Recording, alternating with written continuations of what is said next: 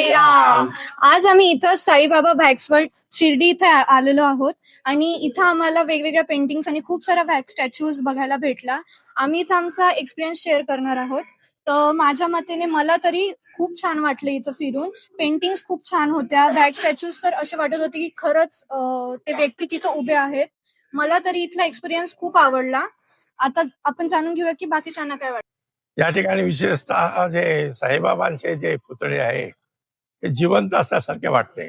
त्या ठिकाणी त्यांचे जीवन मध्ये काही जे प्रसंग या ठिकाणी चितारलेले आहे ते हुबेहूब वाटतात. आणि आमच्याच मित्रांना किंवा इतर सदस्यांना आम्ही एकदा तर त्यांना सांगू की तुम्ही आपल्या जीवनामध्ये एकदा या ठिकाणी या.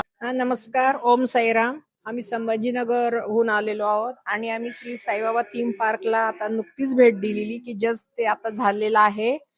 ते बघितल्यावर साईबाबांच्या जीवनातले जे प्रसंग आहे, त्यांचे जे डेली वर्क होतं रुटीन, तर ते इतकं छानपणे उभारलंय तिथं आणि अक्षरशः असं वाटत होतं की साक्षात साईबाबांचंच आम्हाला दर्शन झालेलं आहे.